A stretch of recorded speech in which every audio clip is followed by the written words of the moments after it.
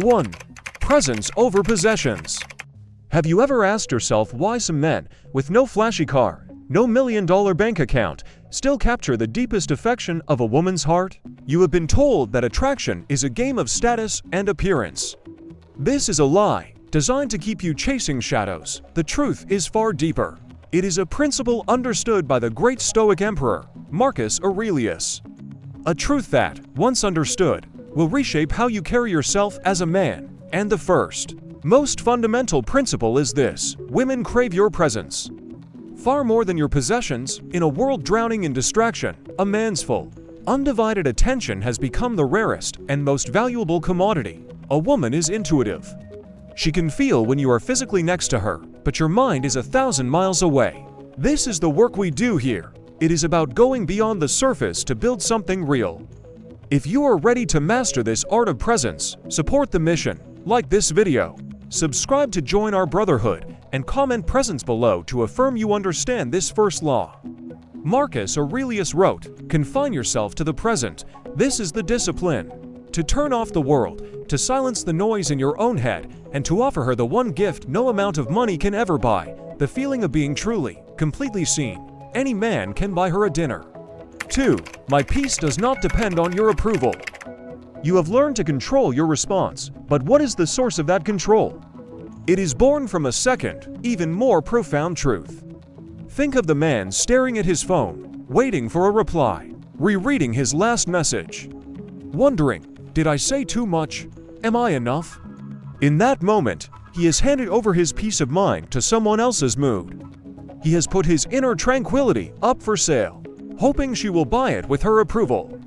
This is a fool's bargain. A man of value never makes it. In the midst of your own emotional storm of doubt, you must anchor yourself to this principle: my peace does not depend on your approval. This is not just a sentence, it is a declaration of independence. Marcus Aurelius marveled at this human flaw. We love ourselves more than others, yet we care more about their opinion than our own. When your peace is tied to her attention, you become a puppet. You stop being a man and start being a performer. This is the core of the work we do here. It is about building a self-worth so absolute it cannot be shaken. If you are ready to reclaim your power, like this video and subscribe. Now, be honest with yourself in the comments. In what area of your life have you been trading your peace for someone else's approval? Acknowledging it is the first step, because the moment you stop needing her to clap for you, you become the one she can. 3. I do not fear what is already gone. You have reclaimed your peace from the need for her approval, but this leads to the next great test: the fear of her absence, the fear of loss. You feel her slipping away, the calls are shorter, the warmth in her voice is fading, and the untrained man clings. He fights harder for someone who is no longer fighting for him. He fears losing someone who, in truth, is already gone. This fear is a prison. It keeps you hostage to a ghost of what used to be. It forces you to accept less than you deserve, simply to avoid the pain of being alone. But the pain is not in the loss. The pain is in the clinging. You must adopt the mindset of the strong. The mindset that says, I do not fear losing someone who does not value my presence. Marcus Aurelius taught us. Waste no more time arguing what a good man should be. Be one. A good man, a strong man, values himself enough to walk away when he is being devalued. Sometimes, the most powerful act of self-love is to let go, not with anger, not with bitterness, but with the calm clarity of a man who knows his own worth. The moment you no longer fear the loss is the moment you reclaim your freedom. 4. My actions follow my principles. You have conquered the fear of loss. You are willing to walk away, but what guides your steps? What determines the path you walk, whether she is beside you or not? This is the compass of integrity. Have you ever compromised who you are to keep someone around? Told a small lie to avoid conflict? Laughed at a joke that violated your values? In those moments, you are not just bending your truth. You are breaking it. You are trading your character for her comfort. The Stoic man lives by a different code, a code etched into his soul by Marcus Aurelius himself. If it is not right, I will not do it. If it is not true, I will not say it. This is your compass. This is your true north. A woman may test you. She may push you. She may tempt you to bend your principles for her affection. And in the moment, it may seem easier to yield. But she will not respect the man who yields. Deep down, she will resent him. Because in a world of masks and manipulation, she craves a man who stands for something. A man whose word is his bond. A man whose actions are a direct reflection of his unwavering principles. She may resist you in the moment, but she will respect you for a lifetime. When a man becomes untouchable in his integrity, he becomes unforgettable in her heart. 5. I am what I choose to become. You have found your compass. You live by a code of integrity. But now you must face the prison of perception. Have you ever felt trapped in someone else's version of you? She sees you as the nice guy, the safe choice, and you begin to play the part, shrinking yourself to fit into the box she has created for you. You believe that if you just fit into what she wants, she will love you. This is a slow death of the soul. You must break free. You must declare, to her and to yourself, this powerful truth: I am not what you think I am. I am what I choose to become. The moment you stop performing and start evolving, everything changes. The moment you stop chasing her approval and start chasing your own potential, you become irresistible. Marcus Aurelius wrote, "The soul becomes dyed with the color of its thoughts." If you are constantly thinking that you are only what others label you as, your soul will become watered down, incomplete. But when you decide, every single day, to become the man you were meant to be regardless of her perception, regardless of her approval, you tap into a source of immense power. You are no longer a character in her story. You are the author of your own. A woman is not truly attracted to a finished product. She is attracted to a man in the process of becoming. 6. The obstacle is the way. You have chosen the path of becoming, the path of evolution, but this path is not a gentle one. It is paved with obstacles, with heartbreak, with rejection, with failure. The untrained mind sees these things as walls, as the end of the road. The pain feels like a punishment, a sign that you have failed. The Stoic understands something radically different. He lives by the most powerful mantra of all, a gift from Marcus Aurelius: what stands in the way becomes the way. That heartbreak was not a wall, it was a mirror, showing you where you had betrayed yourself to be loved. That rejection was not the end. It was a redirection, forcing you onto a path of greater strength. That loneliness was not a punishment. It was your training ground, the silent forge where your clarity was sharpened. This is where most men get stuck. They wait for the pain to pass before they can live again. They treat the obstacle as something to be avoided. But the obstacle is the path. The pain is the teacher. The fire did not come to burn you down. It came to forge you. Women are not drawn to men who have never suffered.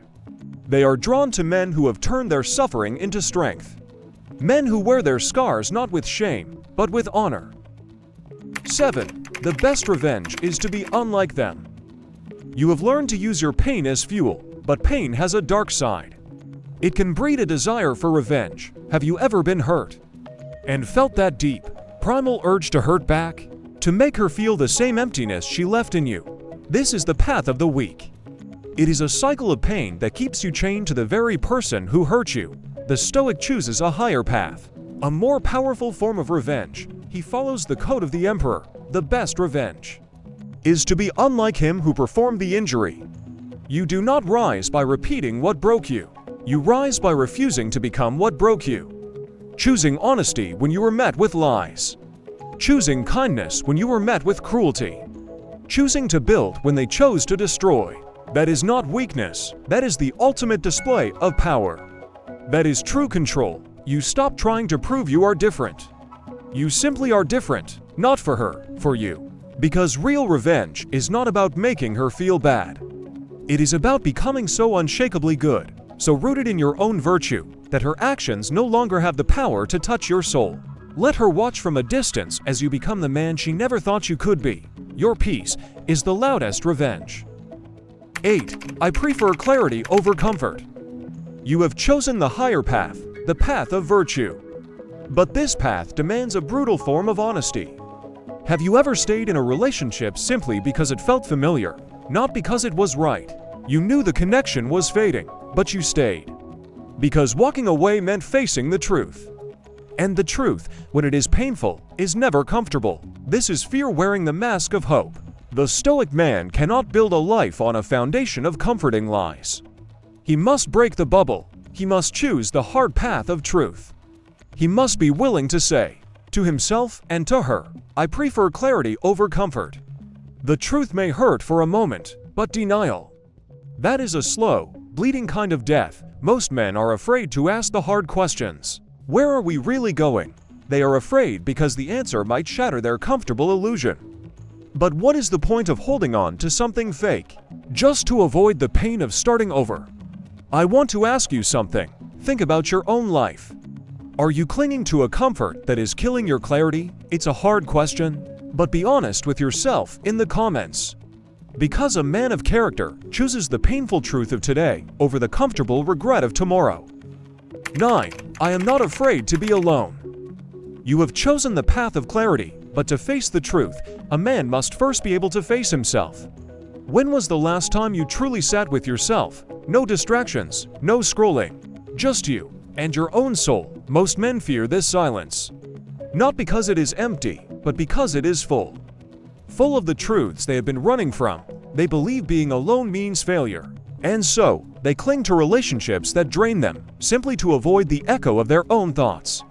The Stoic knows that the soul is not a weakness, it is a compass. As Marcus Aurelius wrote, know where you can go is more peaceful than your own soul. A high-value man does not chase connection to avoid loneliness. He builds a connection with himself first, so that any love added to his life is a bonus, not a bandage. A choice, not a necessity. The fear of being single is the enemy of your peace.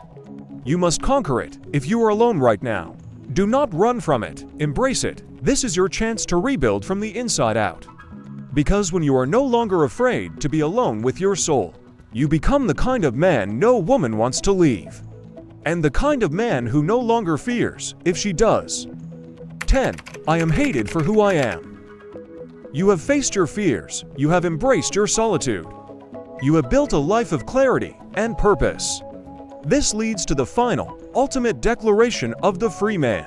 Have you ever changed who you are just to keep someone? Worn a mask for so long you forgot the shape of your own face. This is the final prison, pretending. The woman may love the version of you that you created for her, but she will never respect the real man you are hiding. And worse, you will not respect him either. This is where you must draw the final line. You must be willing to declare, I would rather be hated for who I am than loved for who I am not. This is not arrogance, it is authenticity. The real you might lose some people, but you will not lose yourself. And in this world of fake personas, being real is the rarest, most magnetic quality of all. Here is the final lesson. These 10 principles are not lines to be memorized. They are a code to be lived. The journey is not about winning her. It is about forging an unbreakable self. A man who lives by this code becomes magnetic, not because he tries, but simply because he is. This is the way. Your path starts now.